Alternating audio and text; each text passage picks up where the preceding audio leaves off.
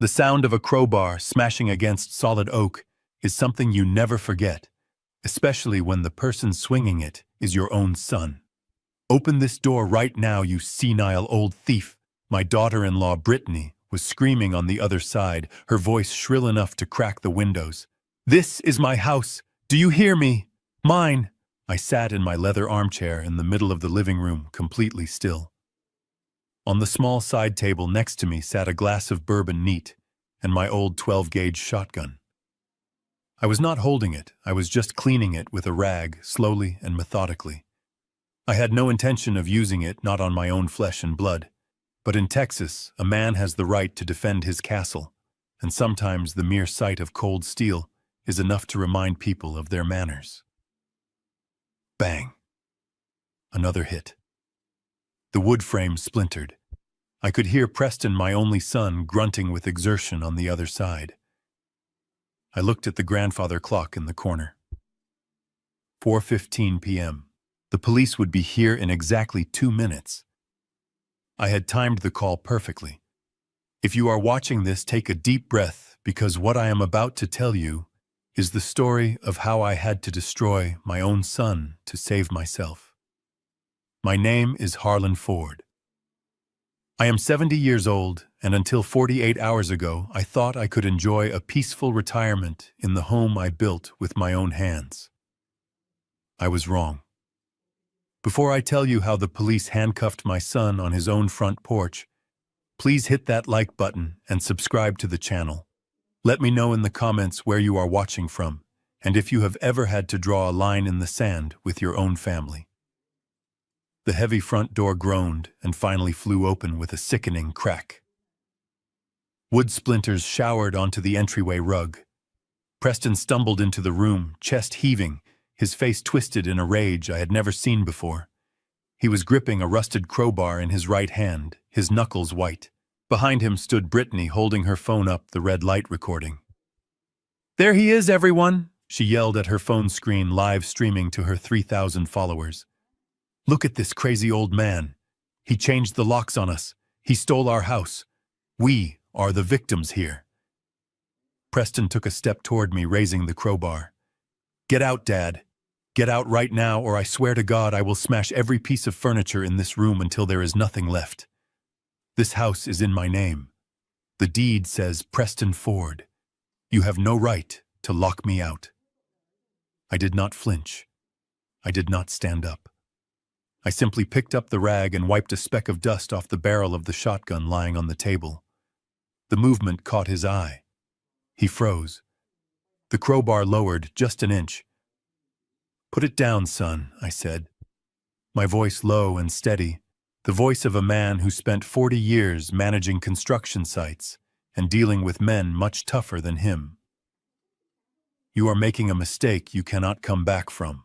"You are the mistake," Brittany shrieked, stepping over the broken doorframe. "Look at him threatening us with a gun. I got it all on video, Harlan. You are going to jail. You are going to rot in a cell, and we are going to sell this place and turn it into a parking lot if we want to." I took a sip of my bourbon. The liquid burned pleasantly on its way down. "You seem to be confused about how the law works in this state, Brittany." Preston took another step, his fear turning back into anger. "I am not confused. I have the title. You signed it over to us 5 years ago. You are just a guest here. A guest we just evicted. Now get up." Just then, the wail of sirens cut through the humidity of the afternoon air. Blue and red lights flashed against the living room walls, bouncing off the family photos that Brittany had already taken down and stacked in a box by the fireplace. Finally, Preston sneered. "The police. Good. They will drag you out of here since I can't." 2 officers walked through the broken doorway, hands on their holsters. It was Sheriff Miller, a man I had fished with for 20 years, and a young deputy I did not recognize. Miller looked at the broken door, the crowbar in Preston's hand, and then at me sitting calmly in my chair.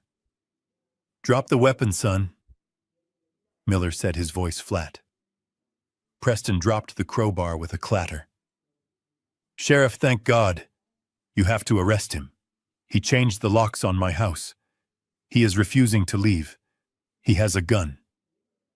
Miller looked at the shotgun on the table, broken open and unloaded, clearly being cleaned. Then he looked back at Preston. "I see a man sitting in his own living room, and I see you breaking and entering with a deadly weapon." Brittany pushed forward, shoving her phone in the sheriff's face. "Are you blind? We own this house. Look up the records." Harlan Ford transferred the title to Preston Ford and Brittany Ford in 2019. "We are the owners. He is trespassing." Miller sighed, adjusting his belt. He looked tired. He hated domestic disputes, especially when they involved people he respected. "Harlan," he asked, looking at me, "is that true?" I reached into the inside pocket of my vest and pulled out a folded document. It was not the deed. It was something much more powerful, something Preston and Brittany had apparently never bothered to read when they were so eager to grab the house 5 years ago. "Officers," I said, standing up for the first time. My knees popped, but I stood tall. "It is true that I transferred the remainder interest of this property to my son and his wife. However, if you look at paragraph 3, section A of the transfer deed, you will see a very specific clause." I handed the document to Sheriff Miller. He put on his reading glasses and squinted at the paper. "It is called a life estate," I explained, looking directly at Preston, watching the color drain from his face. "In the state of Texas, a life estate deed means that while you might own the house after I die while I am breathing, I am the sole owner of the rights to use and possess this property. I have the right to live here. I have the right to rent it out. And most importantly, I have the right to determine who is allowed to set foot on this property." I pointed a calloused finger at the broken door. "And right now I am revoking your permission to be here." Preston stammered, looking at the sheriff. That is not real. That is just legal mumbo-jumbo. It is my house. I pay the property taxes." Actually, I corrected him. "I pay the taxes. I pay the insurance. And according to this document, until my heart stops beating, this is my castle. And you two just broke down the gate." Miller handed the paper back to me and turned to Preston. "He is right, son. The law is clear. As the life tenant, Mr. Ford has full possession of the property. You are technically the remainder man. You get the house when he passes. But as of this moment, you are trespassing on private property." Brittany screamed, lowering her phone. "This is insane. We have clothes here. We have furniture here." "You can arrange a time with the sheriff to come pick them up," I said coldly. "But you will not sleep here tonight. Not after you tried to throw me into a nursing home like a bag of old garbage." Preston looked at me, his eyes pleading for a second, the anger replaced by the realization of what he had just done. "Dad, please. We sold our apartment. We have nowhere else to go. You cannot do this." I looked at the broken door frame. I looked at the crowbar lying on the floor, the tool he had brought to threaten his own father. I thought about the night before when they had woken me up at 2 a.m. and tossed a brochure for a cheap assisted living facility on my chest, telling me I was a burden. "You should have thought about that before you picked up that crowbar, Preston." "Sheriff, I want them removed from my property, now." Miller nodded. He stepped forward and took Preston by the arm. "Come on. Let's not make this harder than it needs to be. Or do I need to put the cuffs on for the breaking and entering charge?" Preston let out a sob, a pathetic sound for a 40-year-old man, and allowed himself to be led out. Brittany, however, was not done. She stood in the doorway, her face twisted into a mask of pure venom. "You think you have won, old man," she hissed, her voice dripping with hate. "You think a piece of paper is going to save you. You have no idea what we are capable of. You are going to regret this. You will be begging us for help within a week." "Get out," I said, turning my back on her to pour myself another drink. I heard her stomp down the porch steps, screaming obscenities at the neighbors who had gathered to watch. I heard the sheriff's cruiser doors slam shut. And then finally, silence returned to the ranch house. I stood there for a long time listening to the hum of the refrigerator and the ticking of the clock. I had won the battle. I had kept my home. But as I looked at the splintered wood of the doorframe, I knew the war had just begun. Brittany was right about one thing. I had no idea what they were capable of. To understand why I sat in that chair with a shotgun watching the police drag my son away, you have to go back 48 hours. You have to understand the night that killed the last bit of love I had left for him. It was a Tuesday, and the Texas sky had opened up, unleashing a thunderstorm that rattled the roof tiles I had laid myself 30 years ago. I was in my bedroom, the master suite on the first floor. It was the room I had shared with my wife Catherine until the day she took her last breath.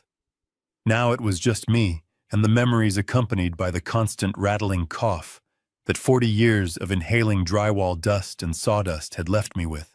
I was in a deep sleep, dreaming of a time when my back did not ache, and my house was filled with laughter, not tension. Suddenly the overhead lights blazed on, blinding and harsh. I blinked, shielding my eyes, my heart hammering against my ribs. Disoriented, I tried to sit up, but my joints were stiff from the damp weather. Standing at the foot of my bed was Brittany. She was wearing a silk robe that I knew cost more than my monthly grocery bill. Her arms crossed, her face set in a look of absolute disgust. Behind her, hovering in the doorway like a ghost, was Preston. My son. The boy I taught to ride a bike, the man whose college tuition I paid for by working double shifts, stood there staring at the floor, unable to meet my eyes. "Get up," Brittany said. Her voice was not loud, but it was cold, colder than the rain lashing against the windows. "You need to pack your things." I squinted at the clock on the nightstand. It was 2:15 in the morning. I rubbed my face, trying to clear the fog of sleep. "Brittany, what is going on? Is something wrong with the house? Is it Leo? Is he sick?" "Leo is fine," she snapped, stepping closer. "The problem is not the house, Harlan. The problem is you. We are done waiting. We are done tiptoeing around you in our own home." I looked at Preston. "Son, what is she talking about?" Preston shifted his weight, looking miserable. "Dad, look, we talked about this. We need the space. Brittany's online business is taking off, and she needs a dedicated studio. This room has the best natural light in the morning, and it is the biggest space." I stared at him, trying to comprehend the words coming out of his mouth. "You woke me up at 2 in the morning because you want my bedroom for a studio. For what? For her videos where she unboxes makeup and complains about her life." Brittany did not let him answer. She grabbed a suitcase from the corner of the room, my old leather suitcase that I used for work trips back in the day. She threw it onto the bed, the heavy clasps hitting my legs. "Start packing," she ordered. "You are leaving. Leaving to go where I asked," my voice rising. "This is my home. I built this room." "Not anymore," she hissed. "We have tolerated you living here for 5 years since you signed the deed over. We thought you would have the decency to move on or pass on by now. But you are still here coughing all night, shuffling around the kitchen, embarrassing us when we have guests. It stops tonight." She reached into her robe pocket and pulled out a crumpled brochure. She tossed it onto my chest. I picked it up, my hands shaking. It was a pamphlet for Golden Oaks Assisted Living. I knew Golden Oaks. Everyone in Austin knew Golden Oaks. It was a warehouse for the forgotten. It was a place that smelled of urine and bleach, where the state sent people who had no money and no family who cared. It was cheap, understaffed, and essentially a waiting room for the grave. "You cannot be serious," I whispered. "You want to put me in Golden Oaks?" "It is what we can afford," Preston muttered, finally speaking up. His voice was thin, pathetic. "Dad, honestly, it is better for you. They have professionals there. You need care. I need care." I sat up, swinging my legs off the bed, ignoring the pain in my knees. "I cook my own meals. I drive my own truck. I fix the leaks in this roof because you are too lazy to learn how. I do not need care, Preston. I need respect." Brittany laughed, a sharp, cruel sound. Respect does not pay the bills, Harlan. And frankly, your presence here is costing us money. I can't build my brand with an old man coughing in the background of my live streams. We made a reservation for you. The van comes tomorrow at noon. But you are moving out of this room tonight. I want the painters in here first thing in the morning. Tonight, I asked, incredulous. It is storming outside.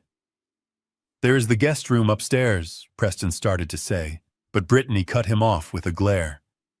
No, she said firmly. The guest room is full of my inventory.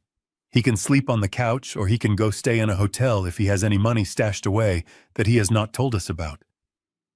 But this room is mine. Now. She began grabbing my clothes from the closet, not folding them, just yanking them off the hangers and stuffing them into the suitcase. My flannel shirts, my Sunday suit, the jacket Catherine bought me for our 40th anniversary. She treated them like garbage. Stop it, I shouted, standing up. I moved to stop her, but then I froze. My eyes went to the nightstand. Every night before I went to sleep, I took off my watch and placed it next to the lamp. It was a vintage Rolex Submariner, a gift from Catherine back in 1985, when my construction company landed its first $1 million contract. It was the only valuable thing I owned that wasn't brick and mortar. It was my connection to her. The spot on the nightstand was empty. I looked around frantically. Where is my watch?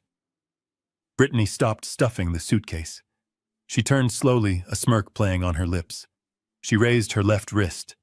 There, hanging loosely on her arm, was my watch. The stainless steel band was far too big for her sliding down her forearm. It looked better on me, don't you think, she said, admiring it under the harsh light. Vintage is very in right now. I figured you wouldn't need it at the nursing home. Things tend to go missing in those places anyway. I am just keeping it safe. The rage that filled me then was not hot. It was cold. It was absolute zero. It was the kind of feeling that makes a man stop shouting and start planning. That watch was not just metal and glass. It was 30 years of marriage. It was the memory of Catherine's smile when she put it on my wrist.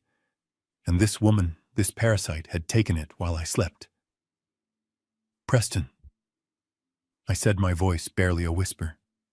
Tell your wife to take off my watch. Preston looked at Brittany, then at the floor.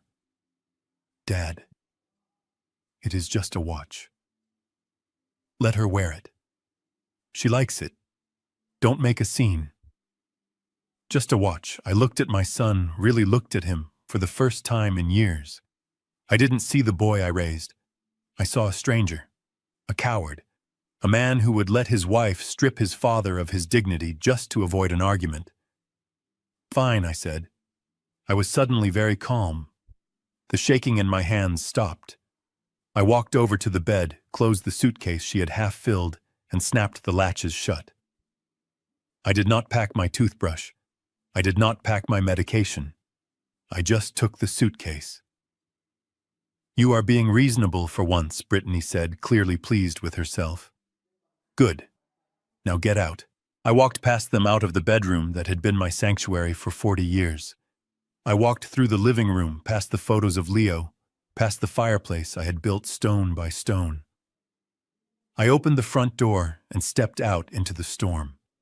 The wind hit me instantly, soaking my pajamas within seconds. I walked down the driveway to my old Ford pickup truck. I threw the suitcase into the passenger seat and climbed into the driver's side. I did not start the engine. I just sat there shivering, watching the rain blur the view of my own house. I saw the lights go out in the master bedroom. I imagined them in there planning their renovations, laughing at how easy it had been to displace the old man. They thought they had won. They thought I was broken.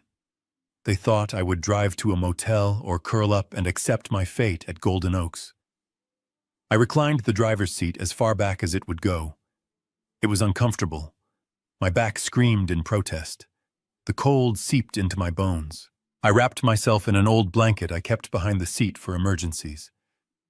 I did not sleep that night. I lay there listening to the rain drumming on the metal roof of the truck, and I thought about every sacrifice I had made for Preston. every overtime hour, every missed vacation. All for him. And this was my repayment. A night in a cold truck and a brochure for a place to die. As the sun began to rise, painting the gray sky with streaks of pale orange, the rain finally stopped. I sat up, my body aching in places I didn't know existed. I looked at the house.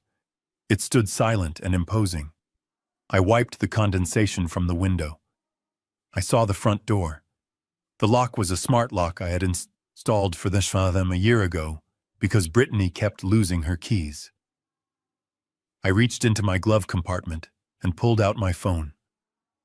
I did not call a hotel. I did not call the nursing home. I dialed a number I knew by heart. It was a locksmith I had worked with on construction sites for 20 years. A man who didn't ask questions when Harlan Ford called him at 6 in the morning. He answered on the second ring. "Frank," I said, my voice raspy but firm. "I need a favor. I need you to come over to the house. Bring the heavy-duty deadbolts, the old-fashioned kind, the kind you can't hack with a smartphone." I watched the house as I spoke. "And Frank," I added, "I need you here in an hour. I have some tenants I need to evict." I hung up the phone. I wasn't a father anymore. I wasn't a retiree. I was a man reclaiming his territory. I opened the truck door and stepped out into the morning air. The sadness was gone. All that was left was the work, and I had a lot of work to do. After the police cruiser disappeared around the corner with my weeping son in the back seat, the silence that settled over my property was heavy. It was the kind of silence you hear right before a tornado touches down. I had won the battle for the bricks and mortar, but my stomach growled a loud reminder that a man cannot eat victory. The pantry was filled with Brittany's almond flour and keto snacks, things that looked like birdseed and tasted like cardboard. I needed real food if I was going to survive a siege. I grabbed my keys and climbed back into my Ford F-150.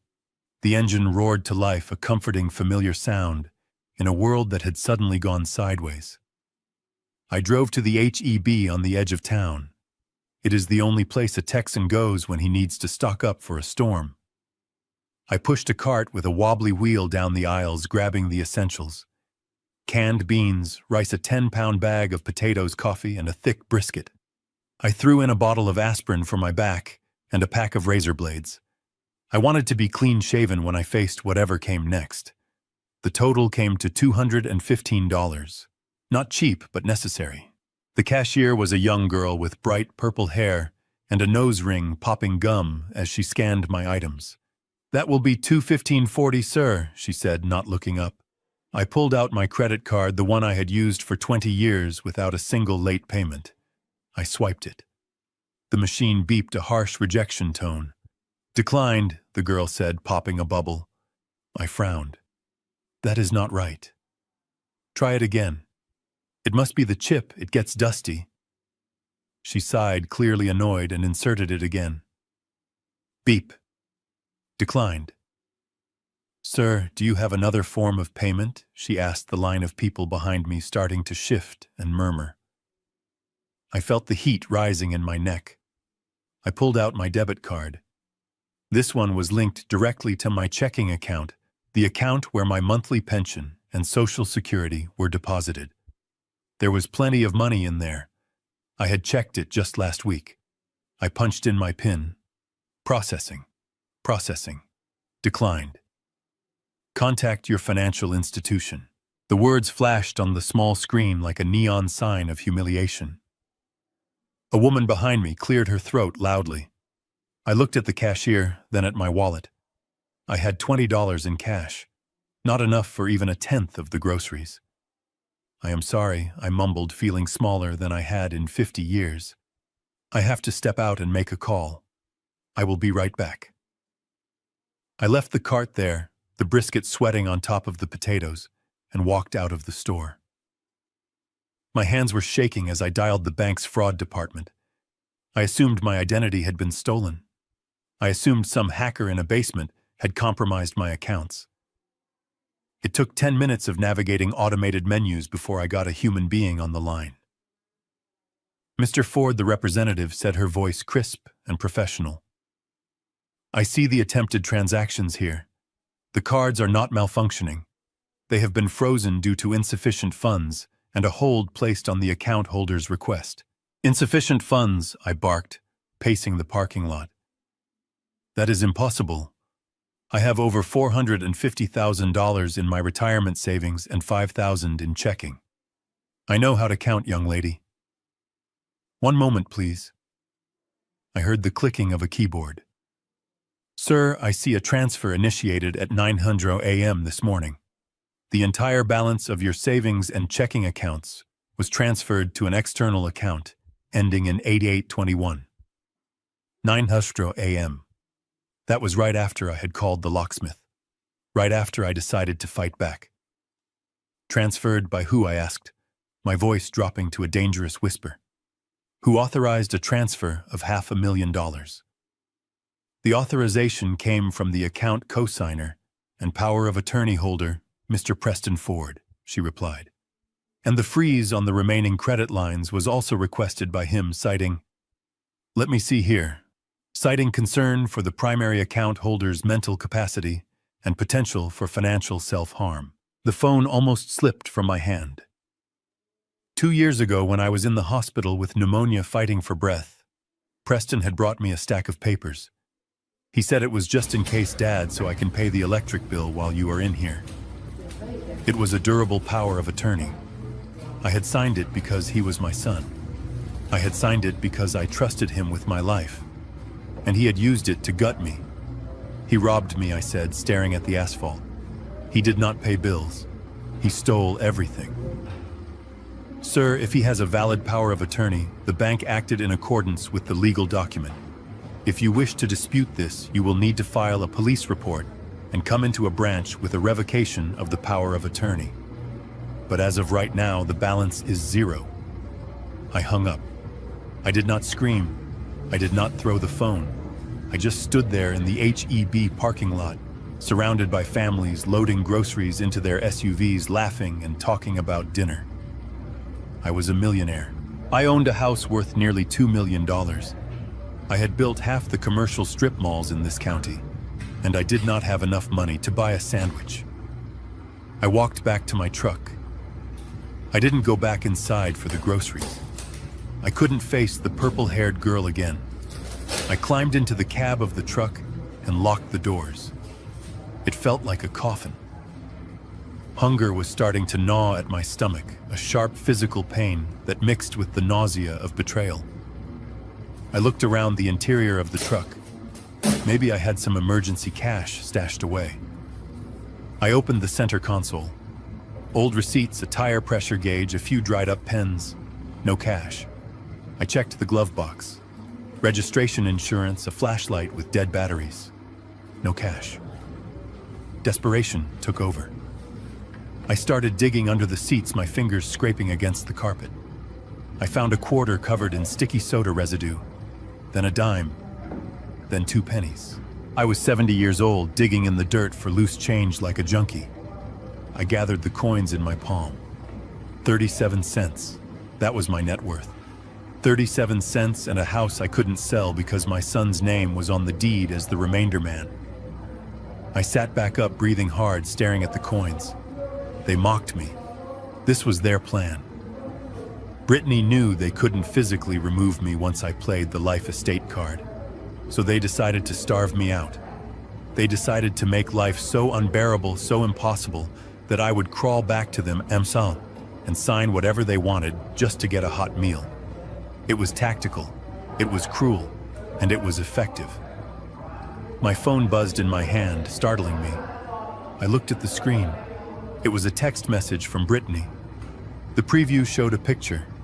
I opened it.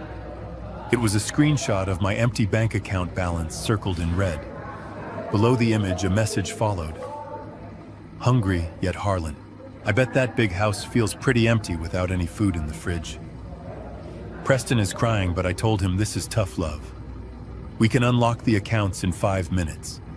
All you have to do is meet us at the lawyer's office tomorrow morning and sign the waiver for the life estate. We will even let you keep $10,000 to get settled in the nursing home. Or you can stay there and chew on the drywall. Your choice. I stared at the message. The sheer malice of it took my breath away. Tough love. That is what she called stealing a man's life work. My stomach growled again, louder this time. I looked at the HEB sign shining bright red against the evening sky. I looked at the 37 cents in my hand. I pocketed the coins. I put the truck in gear. I am not chewing on drywall, Brittany, I said to the empty cab. And I am sure as hell not signing your papers. I backed out of the parking spot. I didn't have money for food, but I had a full tank of gas. And I had one thing left that they had forgotten about. I had a box of old tools in the garage. High-quality tools. Drills, saws, levels. Things I hadn't touched in years but couldn't bear to throw away. And I knew a pawn shop on 6th Street that stayed open late. It wouldn't be much. Maybe a few $100s. Enough for beans and rice. Enough to buy a few days. And a few days was all I needed to find a lawyer who hated bullies as much as I did. I drove into the night, the hunger pains sharpening my focus. They wanted a war of attrition. They wanted to see who would break first. They were about to learn that you don't starve a man who knows how to hunt. You just make him more dangerous. The neon sign of the pawn shop on 6th Street buzzed with a low electric hum that sounded like a dying insect.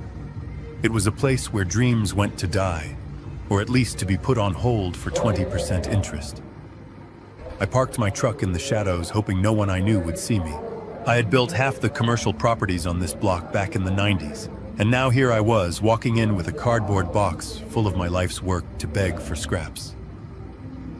I walked to the counter. The smell of stale cigarette smoke and desperation hit me instantly.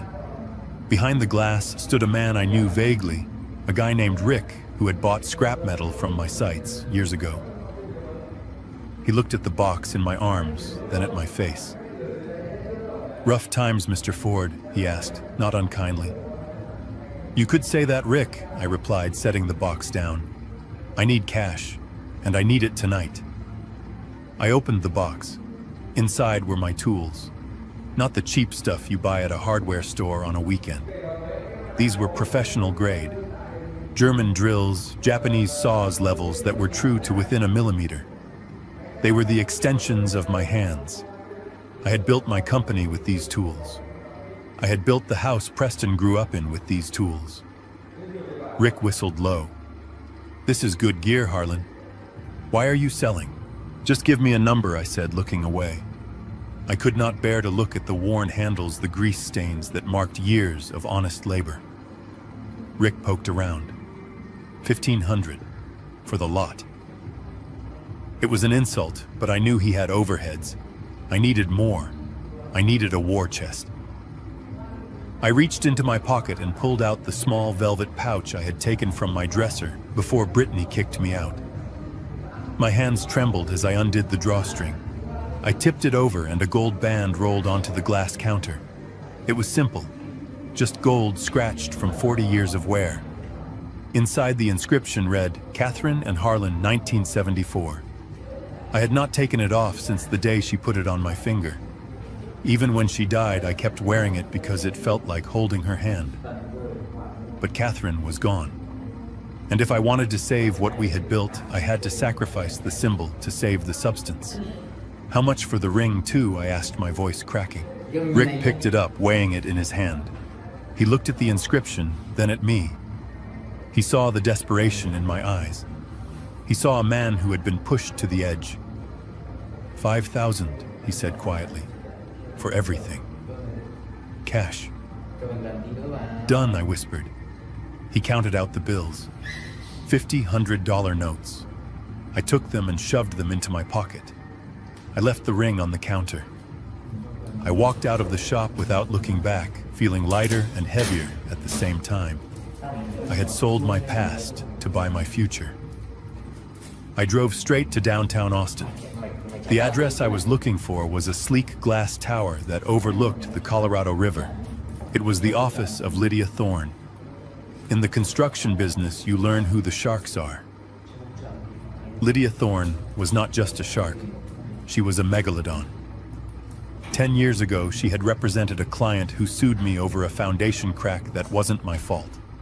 She had destroyed me in court. She was ruthless, cold, and brilliant. She was exactly what I needed. I walked into her reception area, ignoring the strange looks from the staff who saw my work boots and dusty jeans. I told the receptionist I had $5,000 in cash, and I needed 5 minutes with Lydia. Money talks. 10 minutes later, I was sitting in her corner office. She looked exactly the same as I remembered.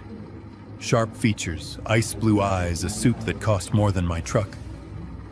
"Harlan Ford," she said, leaning back in her leather chair. "I haven't seen you since I cross-examined you in 2010. You look terrible." "I feel terrible, Lydia," I admitted. "But I am not here to reminisce. I am here to hire you." She raised an eyebrow. "You want to hire the woman who cost your insurance company 200 grand. "I want to hire the woman who won," I corrected her.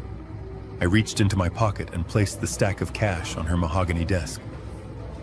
5,000. Retainer. "I know your hourly rate is high. This buys me a start."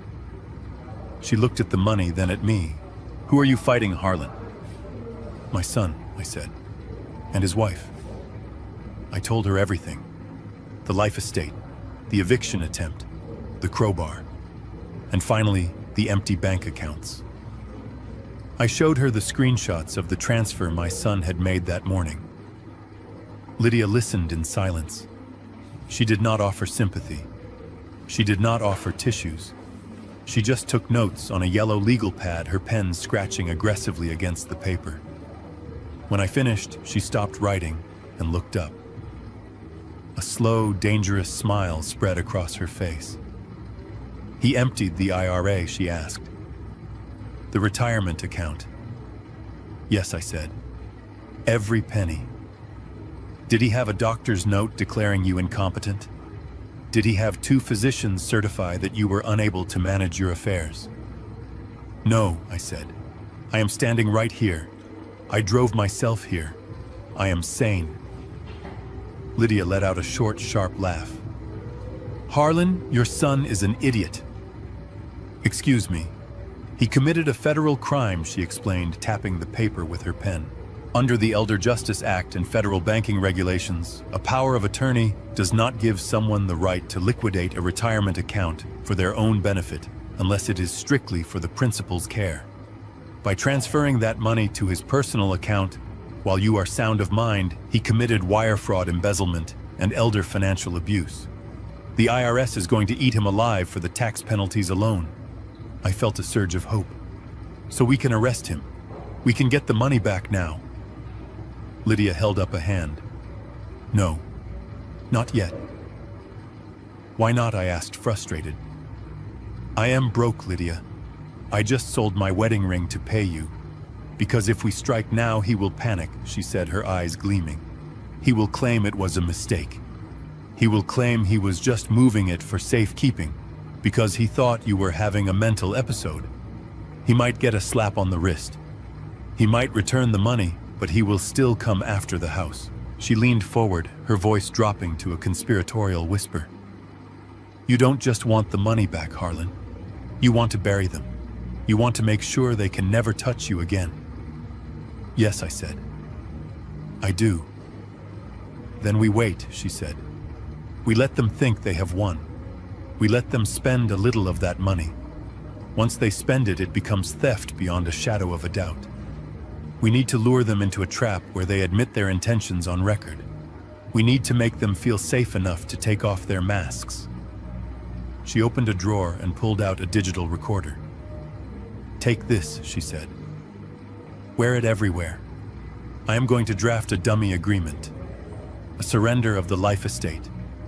We are going to offer them a deal. You give up the house, they give you a stipend. They will come running to sign it. And when they do, they will say things they shouldn't." I took the recorder. It felt heavy in my hand. "You want me to play dead?" "I want you to play the victim," she corrected. "Be the sad, broken old man they think you are. Make them arrogant. Arrogance creates mistakes, and when they slip up, I will be there to catch them by the throat." I left her office feeling a strange sensation. It wasn't happiness. It was the thrill of the hunt. I had a weapon now. I had a shark in my corner. I drove back to the house as the sun was setting. The front door was still boarded up with plywood, where the lock used to be before I fixed it. The house looked lonely in the twilight. As I pulled into the driveway, my headlights swept across the front porch. There was something sitting there right by the steps. I got out of the truck and approached cautiously. It was a black garbage bag tied loosely at the top. It had not been there when I left. Brittany must have come by while I was with Lydia. I frowned. Why would she leave trash on my porch? Was it another insult? I reached down and untied the knot. The smell of stale coffee and perfume wafted out. It was trash from their car, or maybe from the hotel they were staying at. I saw empty fast food wrappers, receipts, and a few crumpled papers. I was about to kick it aside when a flash of color caught my eye. It was a glossy folder, the kind insurance companies use. It was torn in half as if someone had tried to destroy it, but was too lazy to shred it. I reached in and pulled out the pieces. I fitted them together in the dim light of the porch lamp. It was a policy document, a life insurance policy. My heart hammered against my ribs. I read the header. Term life insurance. Insured Harlan Ford. Beneficiary Brittany Ford. I scanned the dates. The policy had been taken out 6 months ago, but that wasn't the terrifying part. The terrifying part was a sticky note attached to the back of the folder, written in Brittany's looping, distinctive handwriting. It was a note to herself, or maybe to Preston. It read, "If he goes to the nursing home, decline starts fast. Usually 6 months max. Policy matures in December. Payout covers the crypto loss plus the house renovation. Just need to hold on until Christmas." I dropped the paper as if it were burning hot. I stumbled back against the truck, gasping for air. They weren't just waiting for me to die. They were banking on it. They had a timeline. They had calculated my expiration date to cover their bad investments. The coldness I had felt earlier turned into ice. My son had looked at me, his father, and seen a lottery ticket that paid out upon death. I looked at the dark windows of my house. I looked at the recorder in my pocket. Lydia was right. We had to wait. We had to let them think they had won. But I wasn't just fighting for my house anymore. I was fighting for my life. I picked up the trash bag and carried it inside. I placed the torn insurance policy on the kitchen table next to the recorder. I poured myself a glass of tap water, my hand steady now. They wanted me dead by Christmas. Well, I thought, taking a sip. Christmas came early this year, Brittany, and you are going to hate your present. I carried the trash bag into the kitchen and dumped the contents onto the table. The smell of stale coffee grounds and rotting fast food filled the room, but I barely noticed. My attention was fixed on the torn pieces of the insurance folder I had taped back together, but there was something else in the pile of garbage that caught my eye. It was a small orange prescription bottle, empty and discarded without its cap. I picked it up, squinting to read the label under the kitchen light. The name on the prescription was Brittany Ford. The medication was alprazolam, a high-strength sedative. I looked at the date it was filled. It was 3 days ago. Then I looked at the fill line. It was empty. 30 pills gone in 3 days. But Brittany did not seem sedated when she was screaming at me on the porch. She did not seem sluggish. She was sharp, energetic, and full of venom. Then I remembered the night of the eviction. I remembered how heavy my sleep had been. I remembered waking up at 2 in the morning with a headache that felt like a hammer inside my skull, my limbs feeling like they were made of lead. I had attributed it to age and the humidity of the storm, But now holding that empty bottle, a cold realization washed over me. They had not just woken me up, they had drugged me.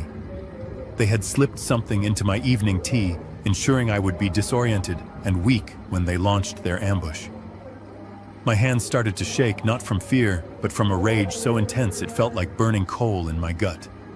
I looked back at the insurance paperwork. I needed to see the details. I needed to know exactly how much my life was worth to them. I scanned the fine print. It was a simplified issue term, life policy. $2 million. The application section was filled out in Preston's handwriting. Under the section for medical history, every box for pre-existing conditions was checked. No. No heart issues, no respiratory issues, no history of high blood pressure. They had lied. They had committed insurance fraud. But that wasn't the worst part. I found a rider attached to the back circled in red ink. It was an accidental death benefit clause. If I died by accident, the payout doubled to $4 million. I sat back in my chair, the silence of the house pressing against my ears. They were betting against the clock. They had put me in a cheap nursing home not because they were broke, but because they knew the conditions there would kill me. The mold, the bad food, the lack of medical attention. It would trigger my respiratory issues. It would stop my heart. And if that didn't happen fast enough, well, accidents happen to old men all the time. A fall down the stairs, a mix-up with medication. The note I had found earlier flashed in my mind. Just need to hold on until Christmas. They were not just ungrateful children, they were predators. And I was the prey. I stood up and walked to the sink.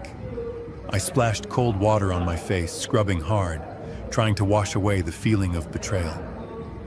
When I looked up at my reflection in the window, I didn't see a victim.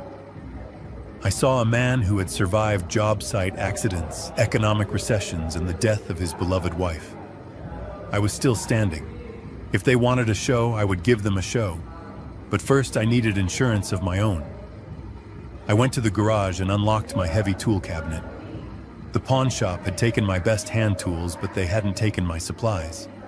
On the top shelf behind boxes of nails and screws, I had a box of security equipment I had bought for a job site that got canceled last year.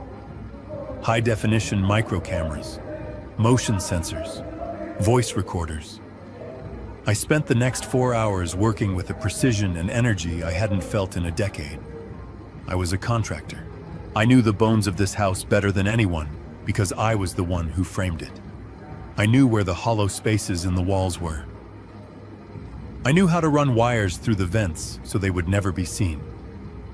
I installed the first camera in the smoke detector in the kitchen, angling it perfectly to capture the table where we always sat. I ran the wire through the ceiling drywall, patching the tiny hole with a dab of spackle and paint I kept for touch-ups. It was invisible. The second camera went into the living room, hidden inside the mesh of the stereo speaker on the bookshelf. It covered the entire seating area and the front door.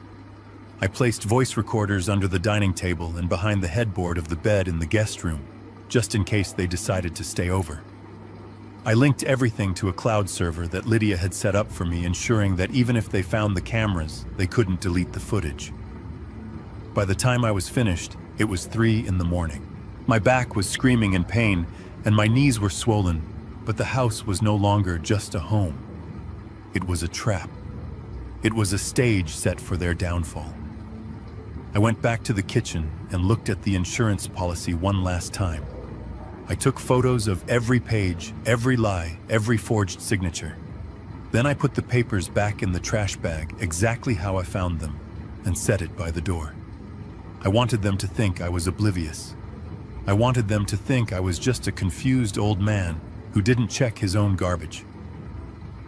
I sat down at the kitchen table and picked up my phone. It was time. I stared at Preston's number. My thumb hovered over the call button.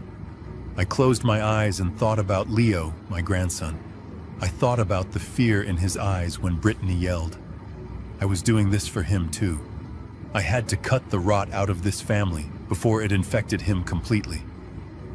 I took a deep breath, letting my shoulders slump. I let the exhaustion take over my voice. I stopped fighting the tremors in my hands. I needed to sound weak. I needed to sound defeated. I dialed. It rang 4 times.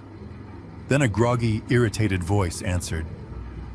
"What do you want, Dad? It is 3 in the morning." I let a moment of silence hang in the air, breathing heavily into the receiver. "Preston," I rasped, making my voice crack. "Son, I am hungry." There was a pause on the other end. I heard rustling sheets, then Brittany's muffled voice asking who it was. "Dad," Preston said, his voice shifting, becoming sharper. "Did you see the account balance?" "I saw it," I whispered. "I don't have any money, Preston. The pantry is empty. My back hurts. I can't sleep on this mattress anymore." "Good." Brittany's voice came through clearly now, likely because she had snatched the phone. "That means it is working. Are you ready to stop being stubborn, Harlan? Are you ready to sign?" I let out a sob. It was fake, but the pain behind it was real enough. "I can't do this anymore, Brittany. You win. I just want to eat. I just want to see Leo. Please." I heard the triumph in her voice, practically dripping through the speaker. "We told you this was for your own good. We have the papers ready. We can come over tomorrow evening. We will bring dinner. Pizza. How does that sound?"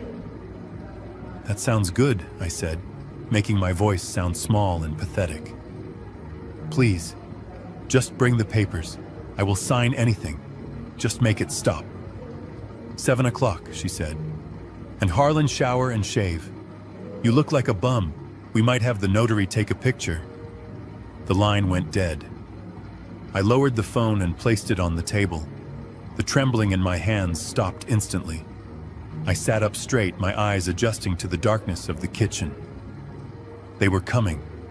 They were bringing the contract that would strip me of my home, and they were bringing pizza as a reward for my surrender. They thought they were coming to claim their prize. They had no idea they were walking into a courtroom of my own making.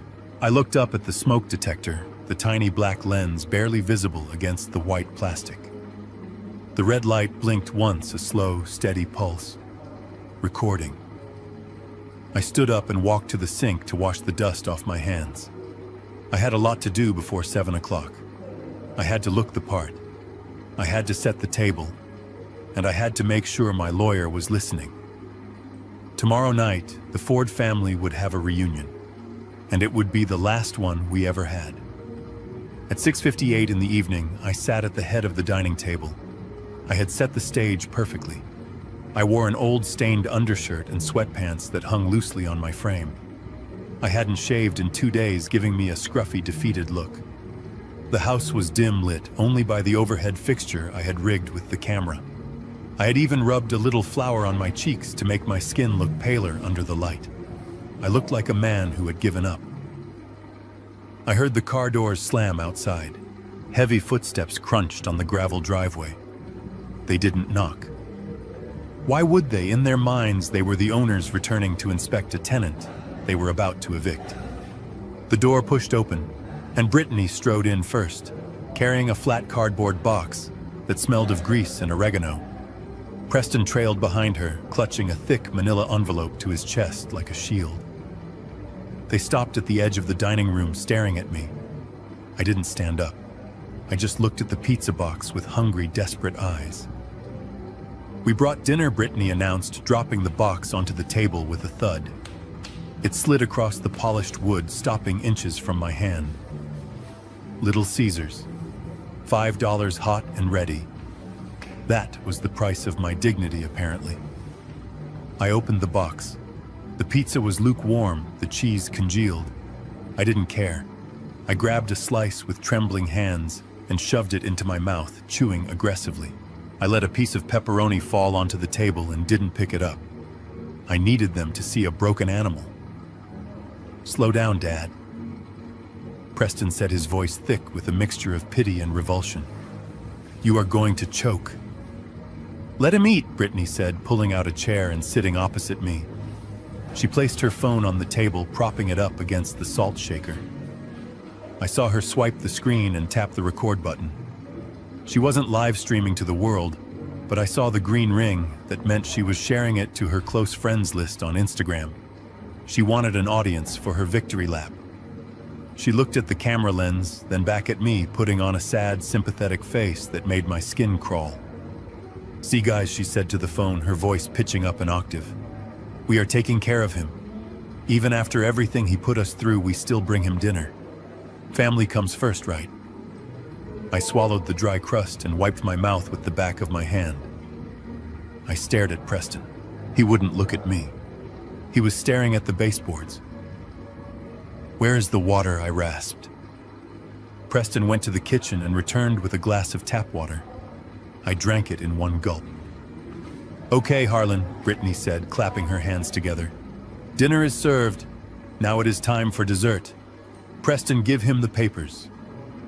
Preston placed the manila envelope in front of me. He slid a sleek, expensive fountain pen on top of it. It was the pen I had given him for his college graduation. Seeing it being used for this felt like a physical slap. "What is this?" I asked, feigning ignorance, my voice shaking. "It is the solution," Dad, Preston said softly. "It is the agreement we talked about. It ends the fighting." I opened the folder. Inside was a dense legal document titled Voluntary Relinquishment of Life Estate and Property Rights. I pretended to read it, squinting my eyes, but I had already memorized the key points from the draft Lydia had predicted. I turned the page. Clause 4 stood out. "The grantor hereby waives all rights to reside in, access, or manage the property located at 1402 Oak Creek Drive, effective immediately upon signature." And then Clause 5. "The grantees agree to provide a monthly stipend of $2,000 to the grantor for living expenses drawn from the family trust managed by the grantees." Family trust. That was a fancy name for the money they had stolen from my retirement account. $2,000, I whispered, looking up at them. "My mortgage is paid off, but rent in this city is $1,500 for a studio. That leaves me $500 for food and medicine." Brittany rolled her eyes, checking her manicure.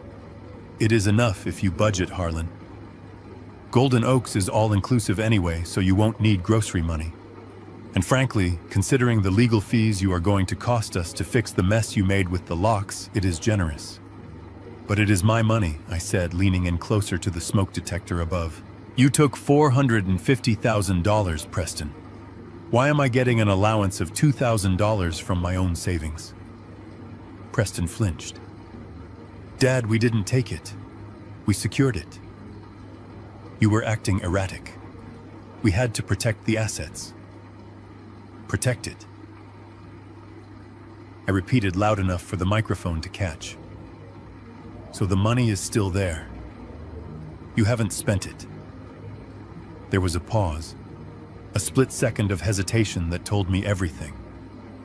"It is invested," Brittany cut in quickly. "We put it into high-yield crypto assets to grow it for your future care. It is tied up right now. That is why we can only give you $2,000 a month. Liquidity issues. You wouldn't understand modern finance." I understood perfectly. They had dumped my life savings into a volatile market to try and recoup their losses, and now they were feeding me crumbs. "So I sign this," I said, tapping the paper, "and I leave. Tonight. Tomorrow morning," Brittany corrected. "You can sleep here one last night since we are nice people. But I want the keys on the counter by 8 a.m. The contractors are coming at 9 to tear out this carpet. It smells like old man." I looked down at the signature line. Harlan Ford. It was waiting for me. I picked up the pen. It felt heavy, cold, and smooth. I hovered the nib over the paper. My hand shook violently, a performance I was particularly proud of. Brittany leaned forward, her eyes wide and hungry. She was practically vibrating with anticipation.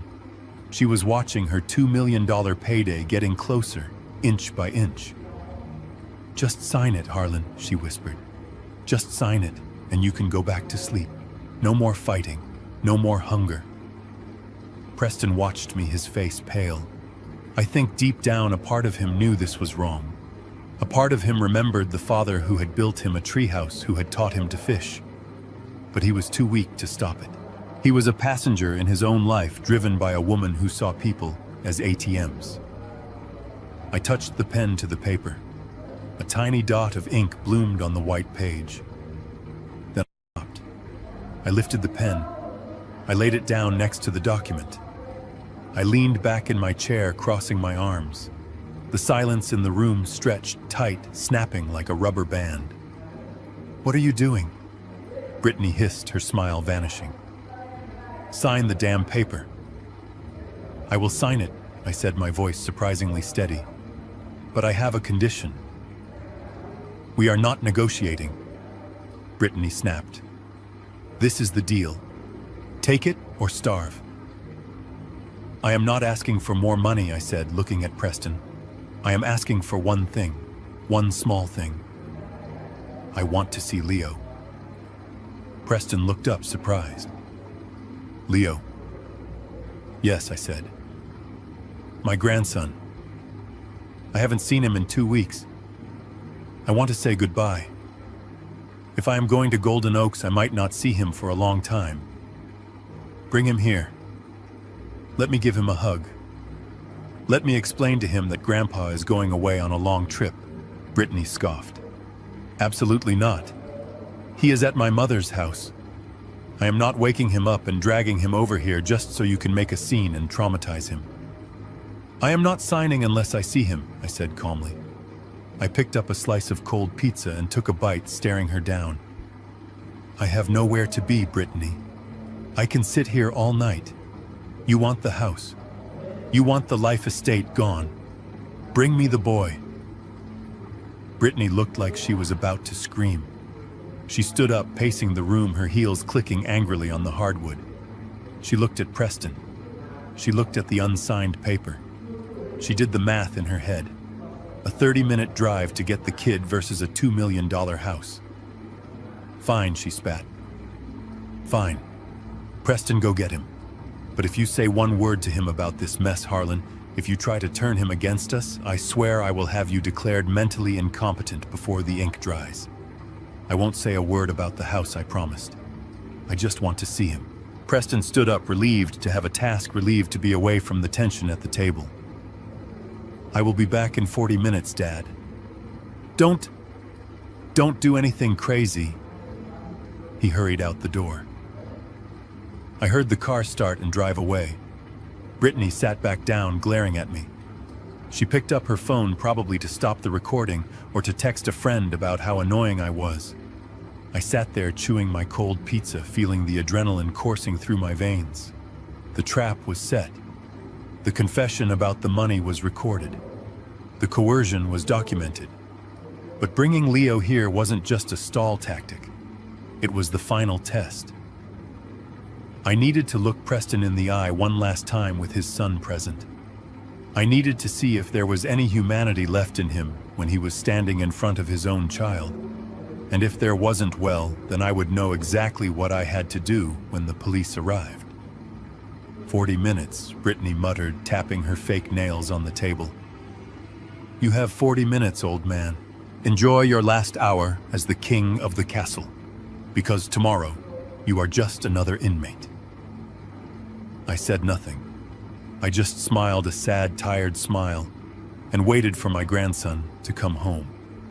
The headlights swept across the living room wall, cutting through the dim tension like a searchlight. I heard the car engine cut off, followed by the heavy thud of a door closing. My heart hammered against my ribs, not from fear of what was about to happen to me, but from fear of what I was about to see in my grandson's eyes. The front door pushed open. Preston walked in first, looking exhausted. His shoulders slumped, as if he were carrying the weight of the world, or perhaps just the weight of his own conscience. Behind him, rubbing sleep from his eyes, walked Leo. He was wearing his Spider-Man pajamas, the ones I had bought him for his birthday last month. He looked smaller than I remembered, fragile, his hair messy from sleep. He clutched a worn-out blanket to his chest. When he saw me sitting at the table, his face lit up with a mixture of relief and confusion. "Grandpa," he whispered.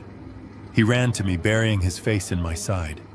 I wrapped my arms around him, smelling the scent of baby shampoo and innocence. I glared at Brittany over his head. She was checking her watch, tapping her foot impatiently, completely unmoved by the fact that her son was trembling. "Hey there, partner," I said softly, smoothing his hair. "I am sorry they woke you up." Leo pulled back and looked at me.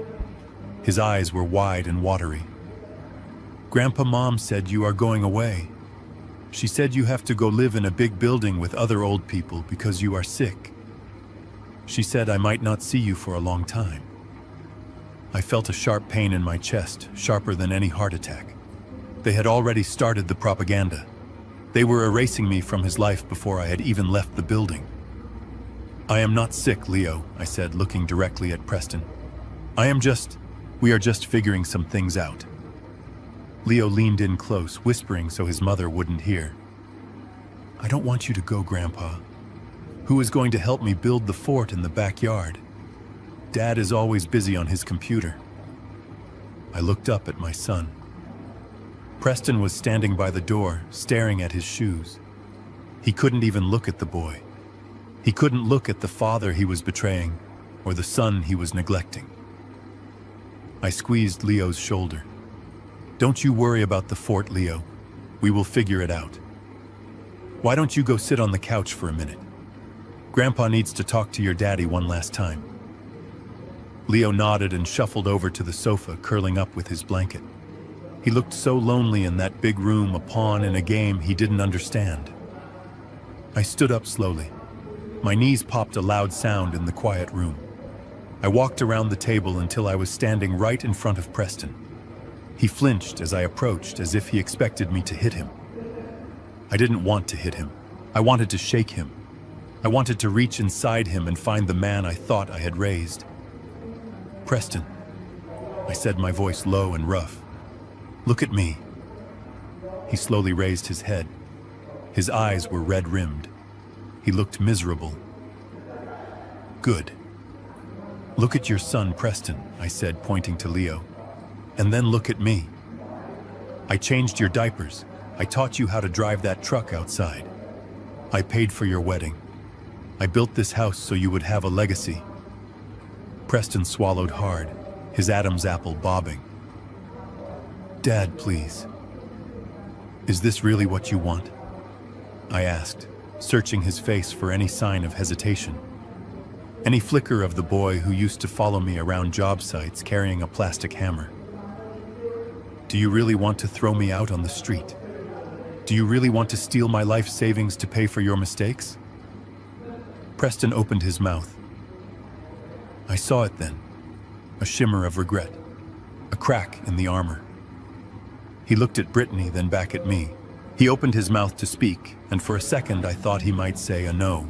I thought he might say, "I am sorry, let's stop this." But before he could get a word out, Brittany slammed her hand on the table. "Enough," she shrieked, shattering the moment. Her voice was like breaking glass. "Stop trying to manipulate him, Harlan. Stop with the sob stories. We are not doing this to hurt you. We are doing this because we have to survive." She marched over to Preston and grabbed his arm, her nails digging into his shirt. "Tell him, Preston. Tell him we need the money. Tell him we are doing this for Leo's future." Preston looked at her and I watched the light go out of his eyes. The hesitation vanished, replaced by a hollow resignation. He slumped again, retreating into himself. "Just sign the papers, Dad," he whispered, his voice dead. "Please. Just sign them so we can all go to sleep. It is over." I stood there for a long moment looking at him. It was a funeral. I was mourning the death of my son right there in my living room. The man standing in front of me was just a shell hollowed out by greed and cowardice. He had made his choice. He had chosen the wife who despised him over the father who loved him. "Okay," I said softly. "Okay." I turned back to the table. I sat down heavily in the chair. I picked up the pen again. It felt heavier this time, like I was holding a hammer. Brittany was practically vibrating with excitement. She hovered over my shoulder, her eyes glued to the signature line. She was already spending the money in her head.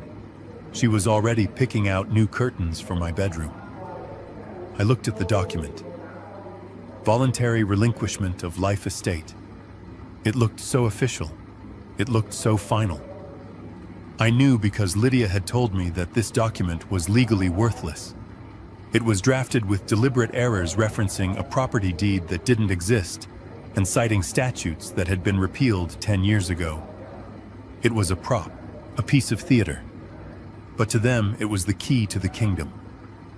I pressed the pen to the paper. I signed my name, Harlan Ford. I added the date. There I said, capping the pen, "It is done." Brittany snatched the paper before the ink was even dry. She held it up to the light, checking the signature, a wild, triumphant grin spreading across her face. Finally, she breathed. Finally. She looked at me and the mask of fake sympathy dropped completely. There was no more, "We are doing this for you." There was only triumph. "Get out," she said. "Excuse me," I asked, remaining seated. "You heard me," she said, clutching the paper to her chest. "Get out of my house, and you signed it. You waived your rights. You are trespassing." Preston looked uncomfortable. "Britt, it is late. He can sleep in the guest room tonight. We said he could stay until morning." "No," Brittany snapped, turning on him. "If he stays, he will break something, or steal something. Look at him. He is pathetic. I want him gone. Now. I want to wake up tomorrow morning in my house without smelling his old man smell." She turned back to me, pointing at the door. "You have 5 minutes to grab whatever fits in your pockets and leave. Or I call the sheriff back. And this time I have the paper to prove this is my house." I looked at Leo. He was watching us, terrified, clutching his blanket. I stood up. I didn't argue. I didn't fight. I didn't beg. I looked at Preston one last time. "You are going to regret this, son," I said quietly. "Not because of what I am going to do, but because of what you have become." He looked away. I walked over to Leo. I knelt down and hugged him. He felt tiny in my arms. "Grandpa loves you," I whispered. "Remember that. And remember, no matter what Mom says, Grandpa didn't leave you. Grandpa is just going to fix things." I stood up and walked to the door. I didn't take a bag. I didn't take a coat. I walked out into the night air, leaving the door open behind me. I walked down the driveway to the darkness, where I knew the police cars were waiting silently, just around the bend. Lydia had timed it perfectly. As I reached the end of the driveway, I heard Brittany cheering inside the house. I heard her popping a bottle of champagne she must have brought with her. "Enjoy it, Brittany," I thought, staring up at the moon. "Enjoy the champagne, because it is the last drink you will ever have in this house." I pulled my phone from my pocket. I dialed Lydia. "They signed it," I said, "and they kicked me out. The confession is on tape." "Good," Lydia's voice came back sharp and deadly. "The officers are moving in. Showtime, Harlan." I turned back to look at the house one last time. The lights were blazing. It looked warm and inviting, but inside it was rotten, and it was time to burn the rot out. The darkness of the Texas night did not last long. Just as Brittany's shrill laughter echoed from the open doorway celebrating her victory, the world exploded into a kaleidoscope of red and blue. It wasn't the polite chirping of a local sheriff's cruiser this time. It was a roar of engines and the blinding strobe-like flash of heavy enforcement. I stood at the end of the driveway, bathed in the chaotic light, and watched the color drain from the world. 4 black SUVs swerved into the gravel, blocking the exit, followed by 2 state trooper vehicles. Men in windbreakers with bold yellow lettering leaped out, moving with a speed and precision that told you they were not here for a noise complaint. Brittany dropped her champagne glass. It shattered on the porch, the sound lost under the noise of slamming car doors and shouting voices. Preston stumbled out onto the porch, blinking rapidly, looking like a deer caught in the headlights of a freight train. "What is going on?" he shouted, shielding his eyes. "Who are you people? Get off my property!" A tall woman in a sharp blazer stepped out from behind the wall of officers. It was Lydia. Beside her walked a man who looked like he chewed iron for breakfast. He flashed a badge that caught the strobe lights. Preston Ford. The man boomed his voice, carrying easily over the commotion. "I am Special Agent Miller with the Texas Economic Crimes Unit, accompanied by agents from the IRS Criminal Investigation Division. We have a warrant for your arrest." Preston's knees actually buckled. He grabbed the porch railing to stay upright. "Arrest? For what? I didn't do anything. This is my house. My father is trespassing." Agent Miller walked up the steps, unfazed by Preston's whining. He pulled a folded document from his jacket. "You are under arrest for first-degree felony exploitation of an elderly individual wire fraud and tax evasion related to the unauthorized liquidation of a federally protected retirement account." Brittany let out a screech that sounded more like a wounded animal than a human being. "What? What are you talking about?" Lydia stepped forward, then standing at the bottom of the steps, looking up at them like a judge passing a death sentence. "We have the bank records, Preston," she said, her voice cutting through the air like a knife. "We have the digital footprint of the transfer you made at 9 o'clock this morning. $450,000 moved from your father's IRA into a personal crypto wallet registered in your name. You did not have medical clearance. You did not have judicial oversight. You just took it." Preston looked at me standing in the shadows of the driveway. His eyes were wide, filled with a sudden, terrifying clarity. He realized in that second that the hungry, defeated old man he had mocked 10 minutes ago had actually been the executioner waiting to drop the axe. "Dad," he stammered, tears instantly welling up. "Dad, tell them it was a misunderstanding. I was protecting the money for you. Tell them." I walked slowly toward the porch. I did not look at him with anger. I looked at him with pity.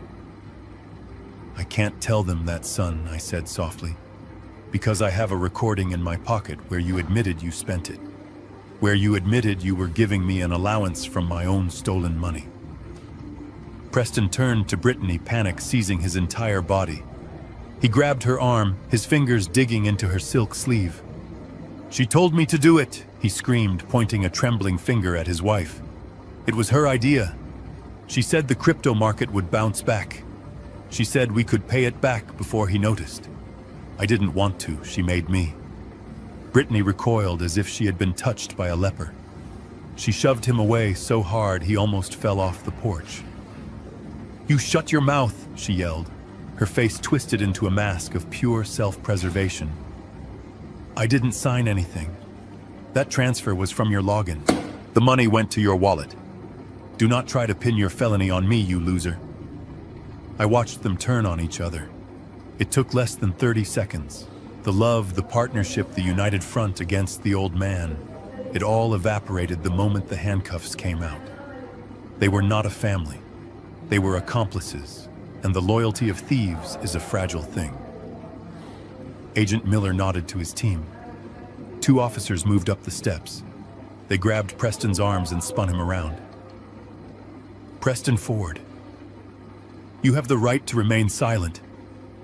The officer recited the metallic click of the handcuffs, sounding louder than the sirens to my ears.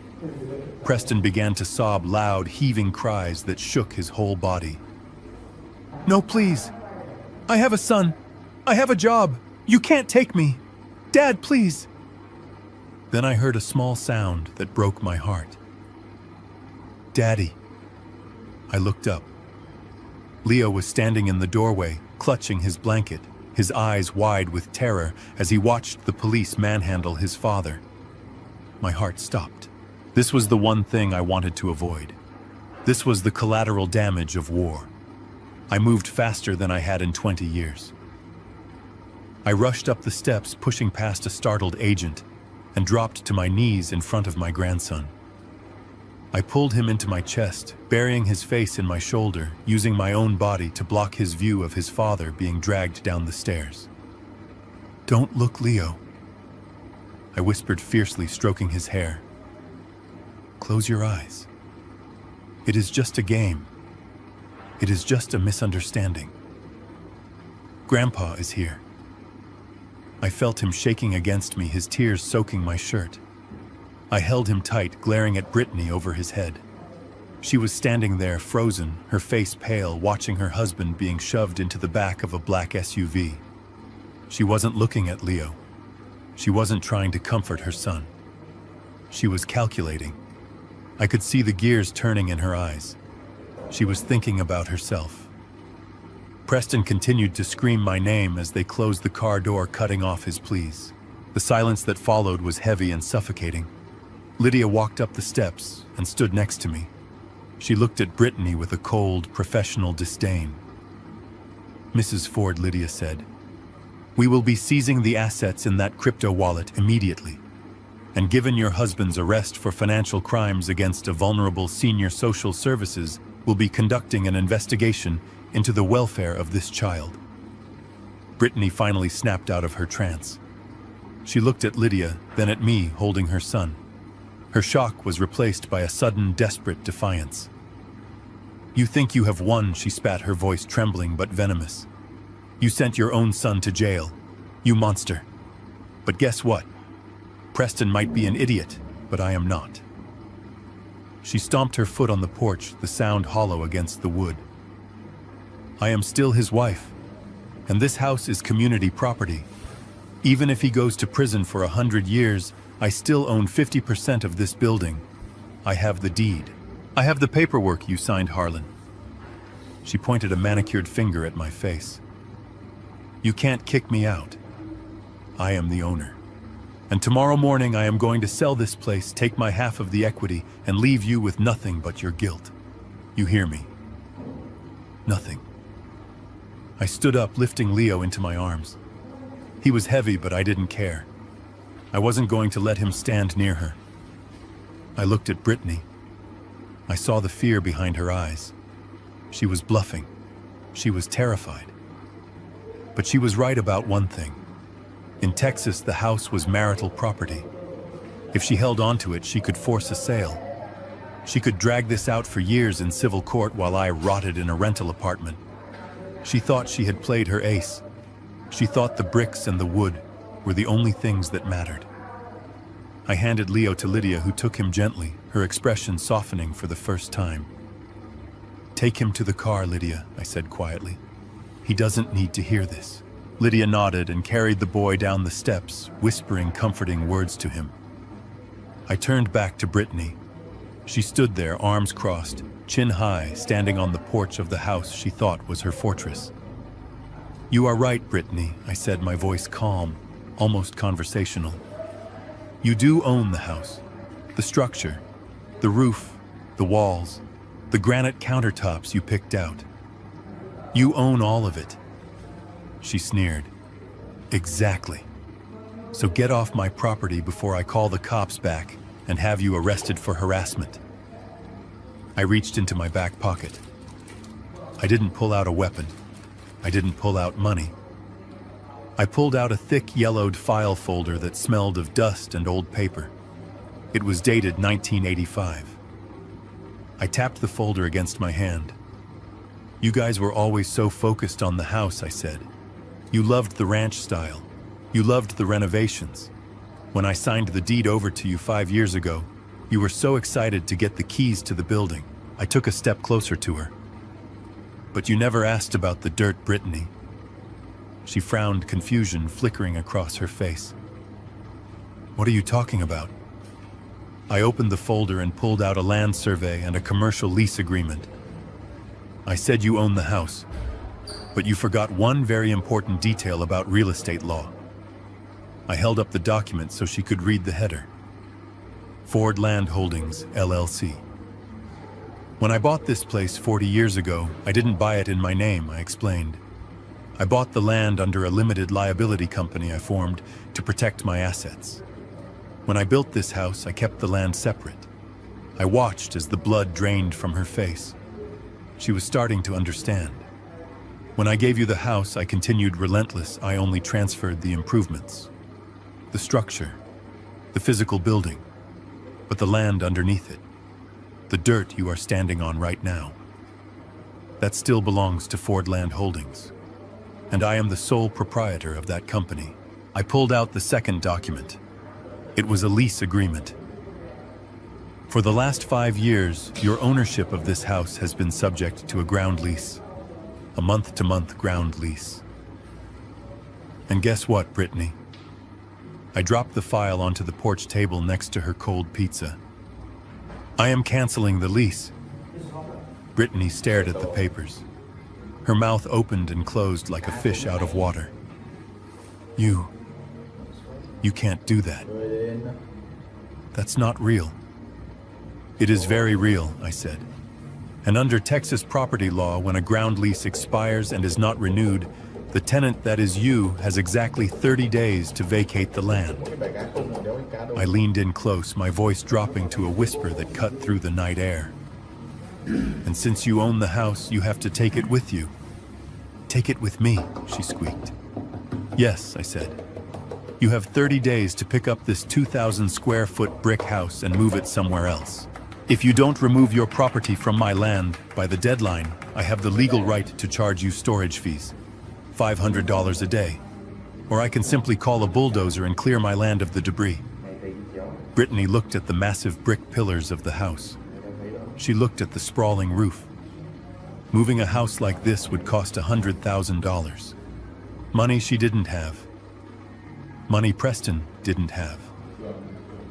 She realized then that her 50% equity was worth absolutely nothing.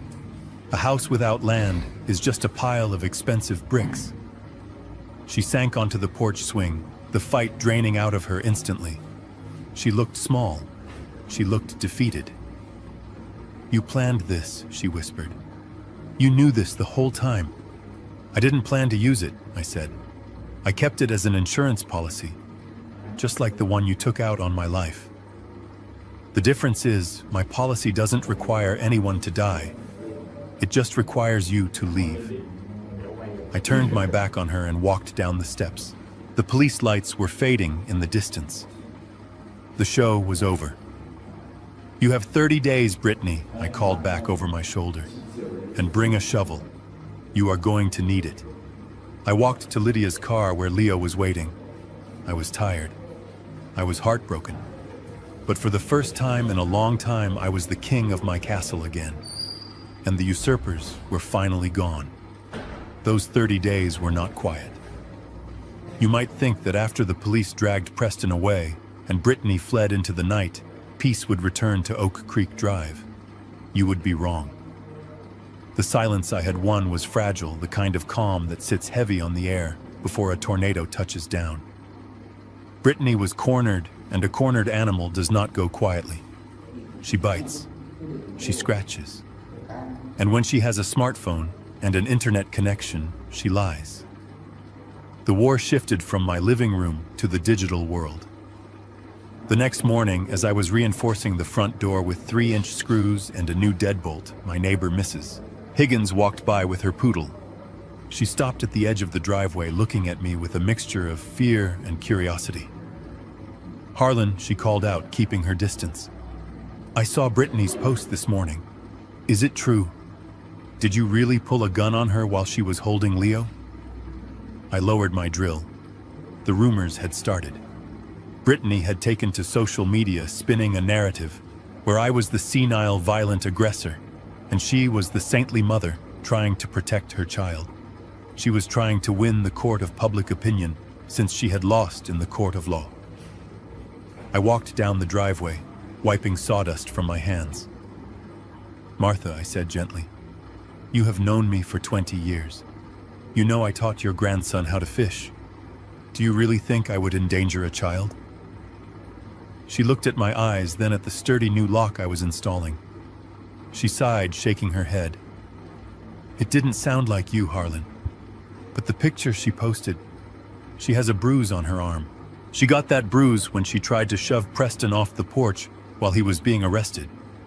I said, my voice flat. The police report is public record, Martha. You can read it down at the station.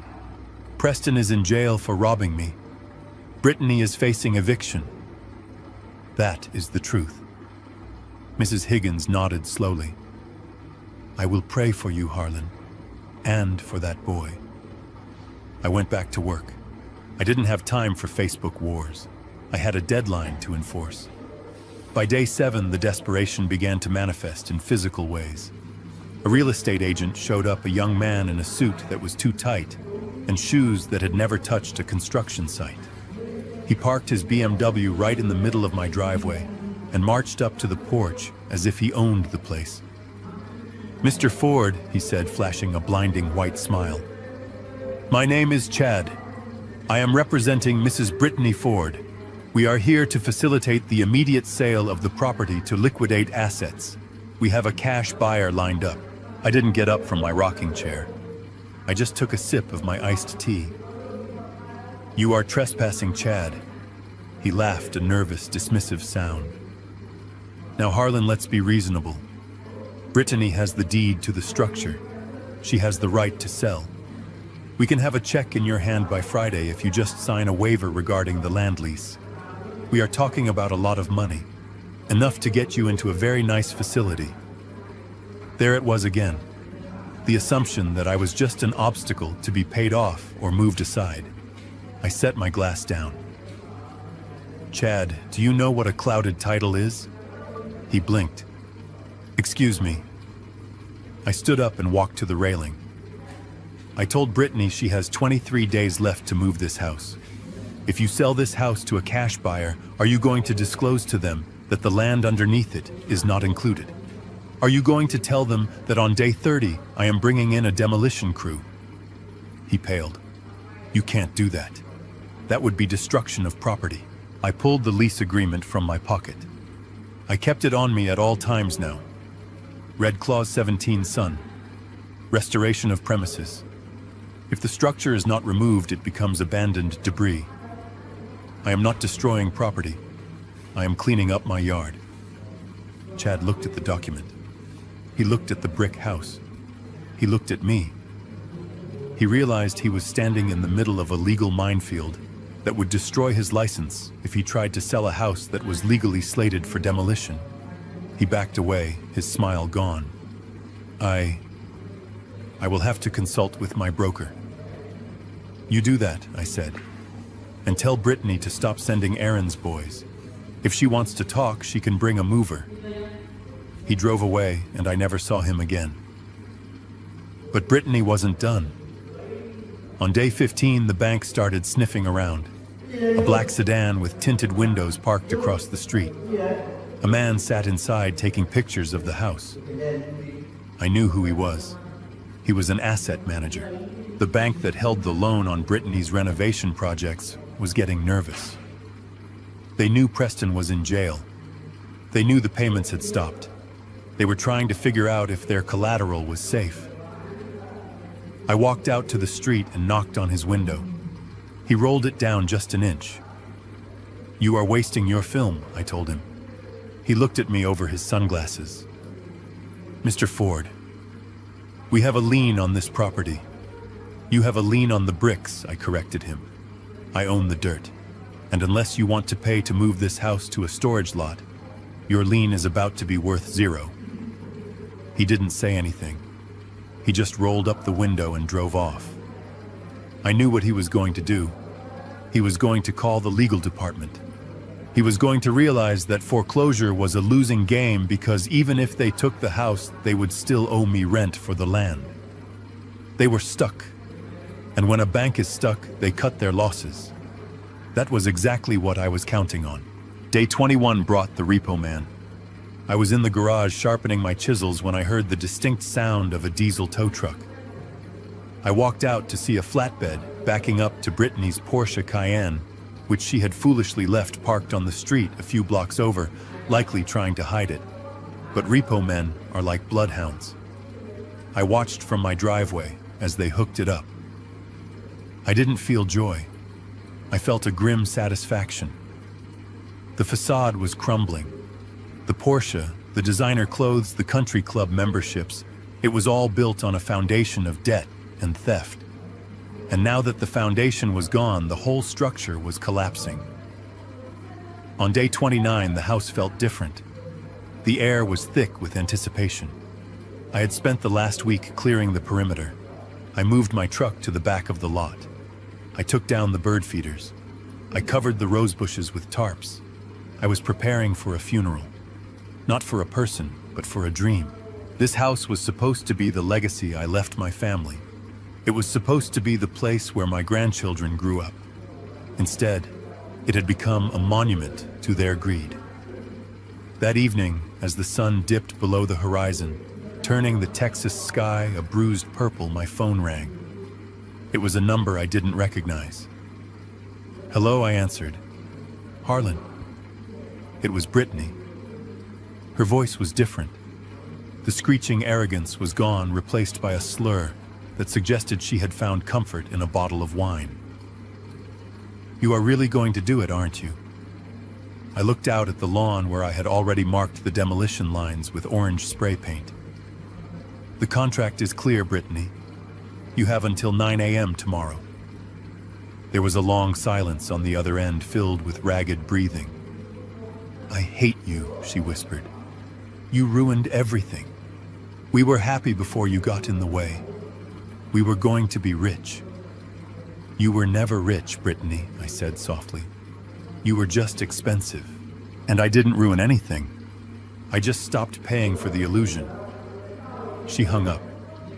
I put the phone down on the kitchen counter. I looked around the kitchen. I looked at the cabinets I had installed. The crown molding I had cut by hand. It broke my heart to know that it might all be gone tomorrow. But a man has to have a code. If I backed down now, if I let them keep the house out of sentimentality, they would never learn. They would think that tears and threats were valid currency. They would think that consequences were just suggestions. I had to be the rock. I had to be the immovable object. I went to bed early that night, but I didn't sleep. I lay awake listening to the house settle. I listened to the wind in the eaves. I said goodbye to the walls. If the bank didn't fold, if Brittany didn't find a miracle, I was ready to give the order. I would rather live in a tent on my own land than live in a mansion owned by people who wanted me dead. The sun came up on the 30th day, bright and unforgiving. I made a pot of coffee, strong and black. I put on my work boots. I put on my best vest. I walked out to the porch and waited. At 8:30, the ground began to tremble. It wasn't an earthquake. It was the heavy tread of the dozers coming down the street. I watched them turn into the driveway, their steel blades gleaming in the morning light. They looked like prehistoric beasts, hungry and patient. I nodded to the foreman. He nodded back. We didn't need to speak. He knew the job. I checked my watch. 8:45. 15 minutes left. The siege was over. The negotiation was done. Now it was just a matter of seeing who would blink first, the bank or the bulldozer. The thrum of heavy diesel engines vibrating through the ground is a sound that usually signals the beginning of something new, a foundation being poured, or a frame going up. But on the morning of the 30th day, the roar of the yellow Caterpillar bulldozers idling at the edge of my property signaled the end. I stood on the porch with a cup of black coffee, watching the exhaust plumes rise into the humid Texas air. I had hired the demolition crew for the day, paying them a premium, just to park there, blades lowered, facing the house like mechanical bulls ready to charge. It was theater, expensive theater, but necessary to drive the final nail into the coffin of Brittany's arrogance.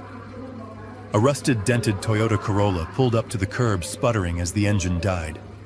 It was a far cry from the silver Porsche Cayenne Brittany used to parade around town. That car had been repossessed 2 weeks ago, clawed back by the dealership when the payments bounced. The woman who stepped out of the Corolla looked like a stranger.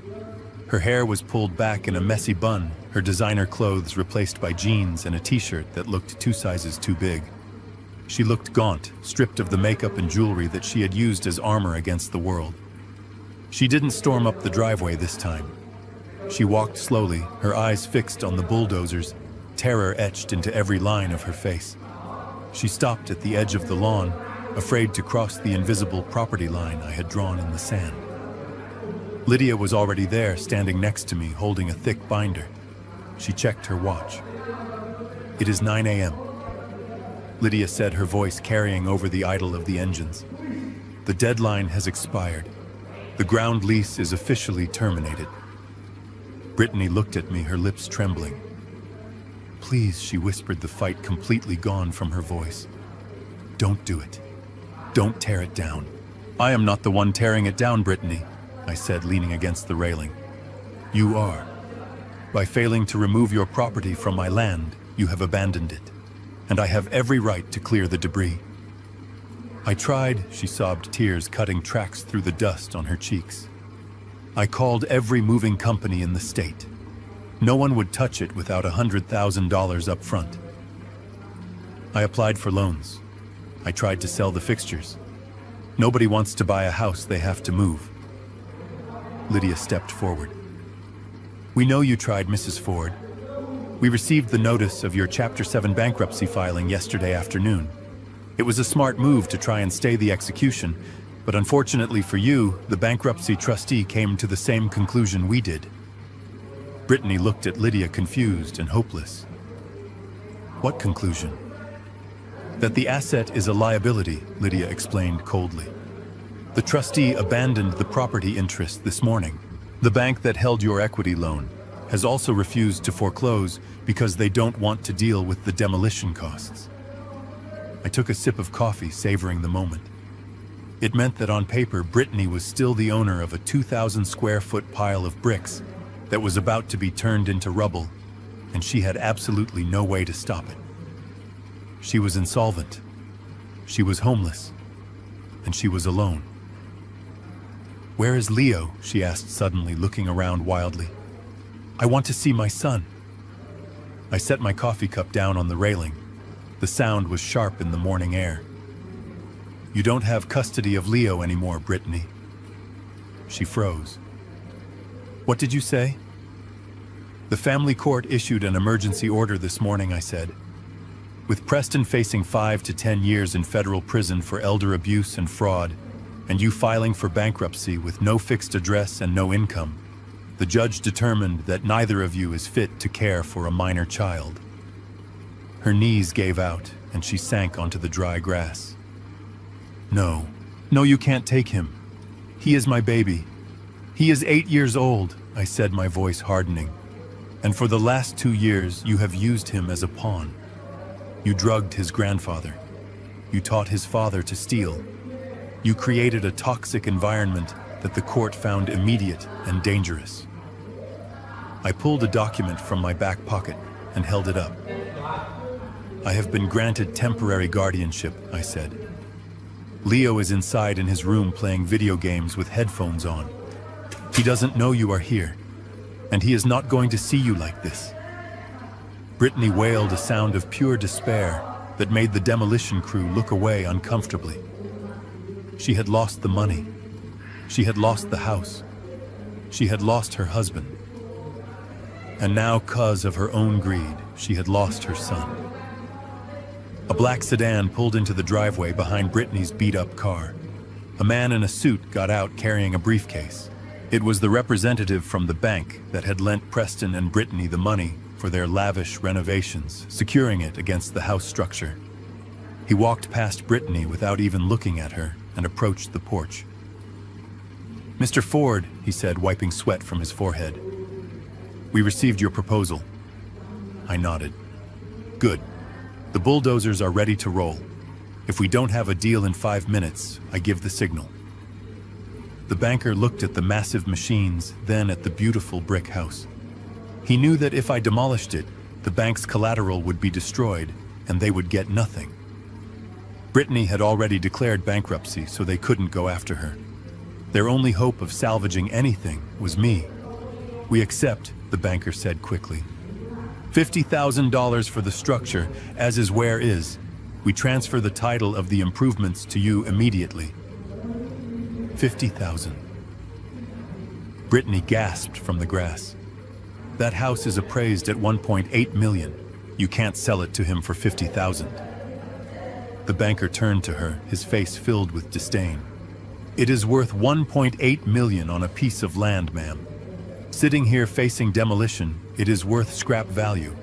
Actually, Mr. Ford is doing us a favor. If he demolishes it, we would be liable for the cleanup costs since you defaulted. 50,000 is generous. I pulled a cashier's check from my pocket. It was money from the first installment of the dividends Alfred's company had paid out. $50,000. Pocket change compared to what the house was worth, but it was the price of my victory. I handed the check to the banker. He handed me the title transfer. It was done. The house, the land, the furniture, everything was legally mine again. The life estate was no longer just a right to live there. I owned the whole kingdom free and clear. I turned to the foreman of the demolition crew and waved my hand. Cut the engines, boys. We are done here.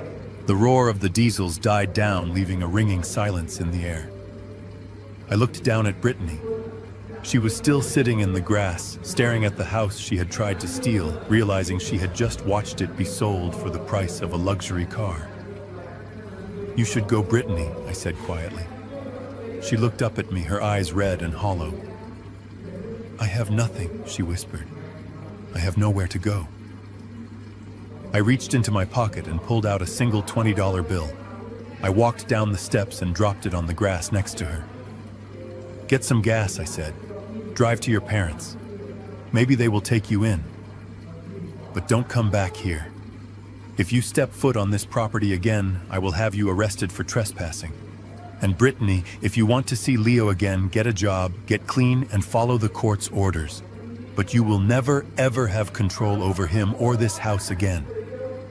She stared at the money. For a second, I thought she would spit on it, but pride is a luxury she could no longer afford. Her shaking hand reached out and snatched the bill. She stood up, unsteady, brushing the grass from her knees. She looked at the house one last time, a look of pure longing and regret. Then she looked at me, and I saw that the hatred was gone, replaced by a terrifying emptiness. She had gambled her soul and lost. She turned and walked to her rusted car. She got in the engine, coughing to life with a struggle. As she backed out of the driveway, she didn't look back. She just stared straight ahead, driving away into a future that was as empty as her promises. I stood there for a long time, watching the dust settle. Lydia put a hand on my shoulder. It is over, Harlan, she said softly. You won. I looked at the title in my hand. I looked at the house that was finally truly mine. I won, I agreed. I turned and walked back up the steps. I had a grandson to raise. I had a legacy to rebuild. And for the first time in a long time, the air tasted clean. The first thing I did was order a dumpster, a massive 30-yard steel container that I had dropped right in the middle of the driveway. For the next 2 weeks, the neighbors watched as I purged my home of the infection. I tore out the gray laminate flooring Brittany had installed over my beautiful original oak hardwoods. I ripped down the cheap velvet curtains. I smashed the hollow core doors they had put in to replace the solid pine ones I had hung 40 years ago. Every swing of the hammer felt like exorcising a demon. Underneath the master bed, I found a stash of unopened overdue notices. Credit cards, car loans, personal loans. They had been drowning in debt while drinking champagne. It confirmed what I already knew. They didn't hate me because I was old. They hated me because I was the only thing standing between them and the bankruptcy court. But cleaning the house was the easy part. The hard part was the drive to Huntsville. 3 months into Preston's sentence, I decided to go. I needed to look him in the eye one last time. I needed to know if there was anything left of my son in there, or if he was truly gone. The visiting room at the Huntsville unit smelled of industrial cleaner and stale sweat. It was a cold, gray place designed to strip a man of his spirit. When they brought Preston out, I barely recognized him. He had lost 20 pounds. His hair was shaved close to his scalp. He looked small. He looked like a child wearing a costume that didn't fit. He sat down on the other side of the glass and picked up the phone. His hands were shaking. "Dad," he said, his voice cracking. "You came." I just nodded, holding the receiver to my ear. I didn't smile. I didn't offer comfort. I just listened. "I knew you wouldn't abandon me," he said, a desperate hope lighting up his eyes. "Look, I can explain everything." It was Brittany. She manipulated me. She controlled the finances. "I didn't want to take your money, Dad. She made me do it." I watched him spin his web of lies, blaming everyone but himself. He blamed his wife. He blamed the economy. He even blamed me for being too difficult to talk to. He hadn't learned a thing. He was still the same coward who stood by while his wife threw my clothes into a suitcase. I stopped him. "Preston, look at me." He fell silent, blinking. "I am not here to bail you out," I said calmly. "I am not here to put money on your commissary books. And I am certainly not here to help you appeal your sentence." His face fell. "Then why are you here?"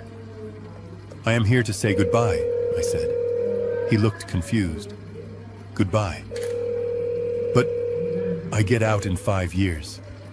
I can come home. We can rebuild." "No," I said, leaning in closer to the glass. "You can't. The house is in a trust now. The locks are changed. And the man who raised you died the night you picked up that crowbar." Tears streamed down his face. "Dad, please. I am your son. You are a man who stole from the vulnerable," I said.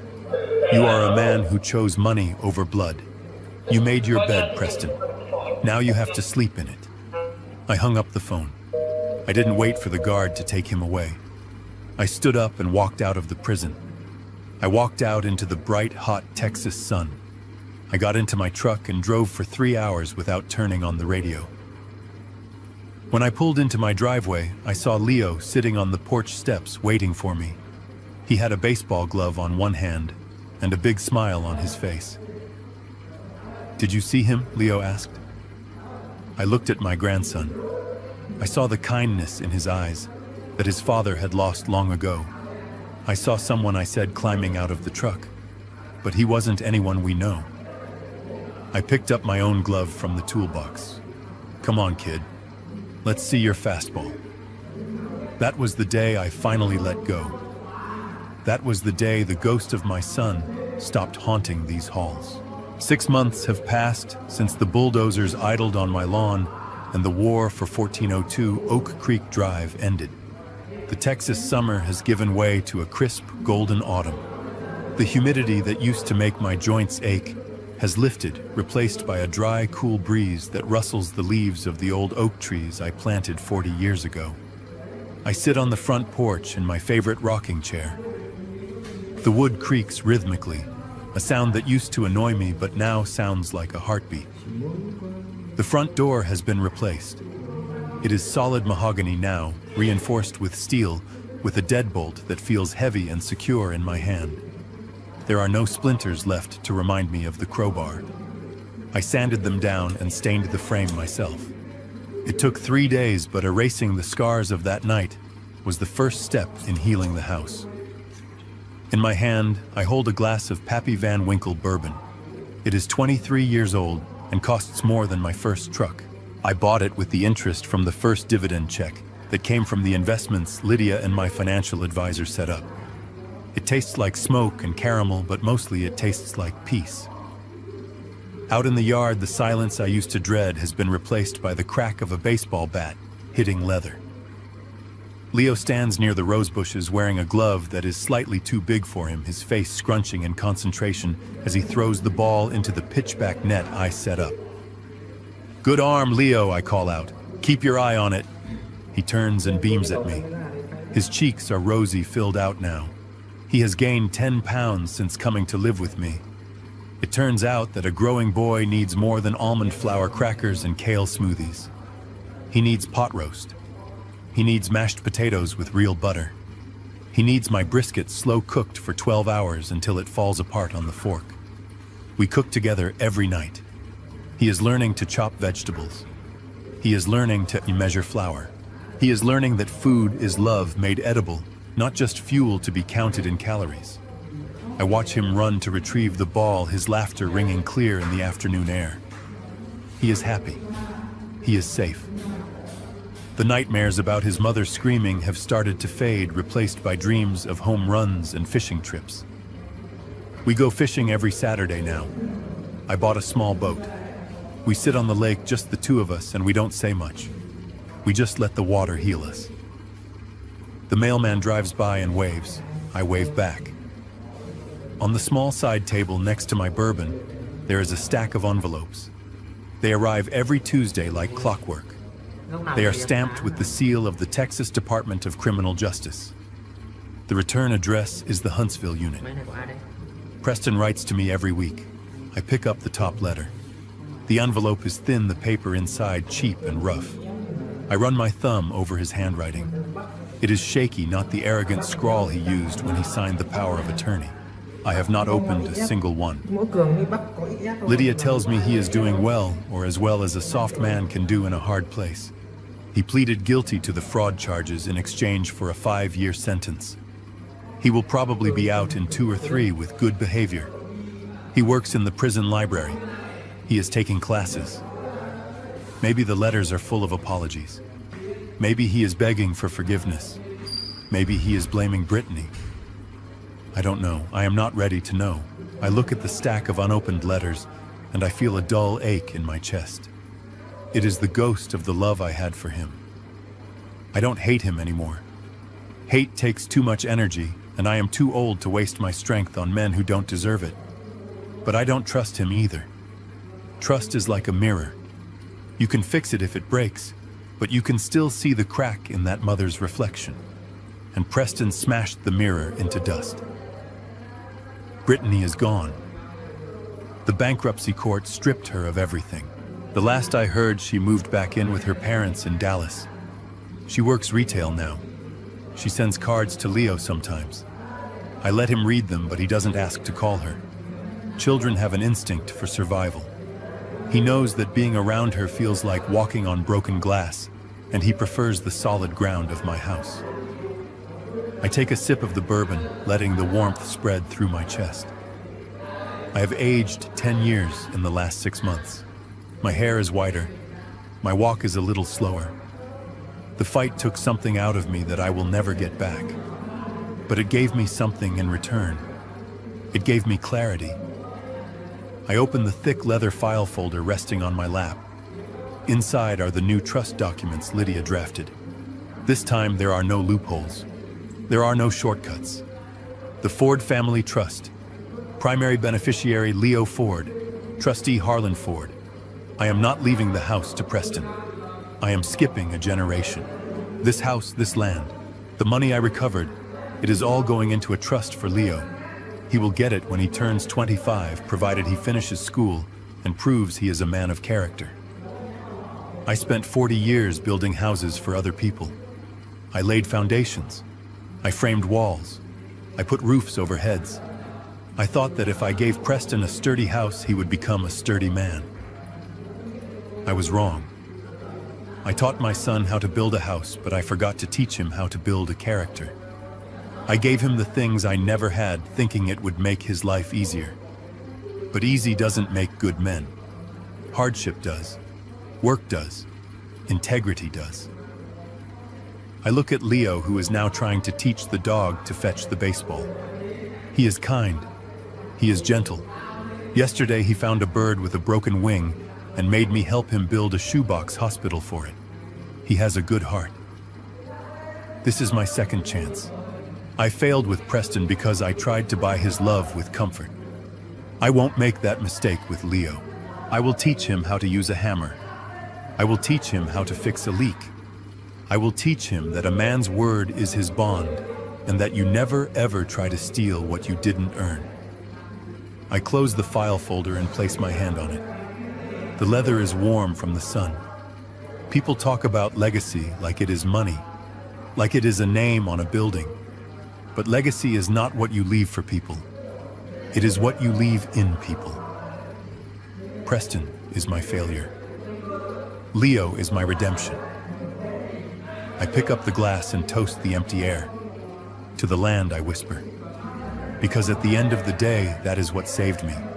Not the bricks, not the wood. It was the dirt. The ground beneath my feet. The thing that cannot be moved, cannot be stolen, and cannot be faked. Blood is important. It connects us. It binds us. But blood can turn toxic. Blood can betray you. The land doesn't betray you. The land holds you up. It gives you a place to stand when the world tries to knock you down. Leo looks up and sees me watching him. "Grandpa, watch this," he yells. He throws the ball high into the air and swings the bat with all his might. Crack! The ball sails over the fence, disappearing into the neighbor's yard. "Home run," he screams, throwing his hands in the air. I smile. A real smile. One that reaches my eyes and settles in my soul. Home run, I agree. I watch him run a victory lap around the garden, his laughter rising into the Texas sky. The sun is setting, casting long shadows across the grass. The house behind me is solid. The deed is in the safe. The wolves are gone. I finish my drink and set the glass down. I am Harlan Ford. I am 70 years old. I am a father who lost a son and a grandfather who found a purpose. And as the screen of my life fades to black on this chapter, I know one thing for sure. I am still the king of this castle. And this time the gate is locked.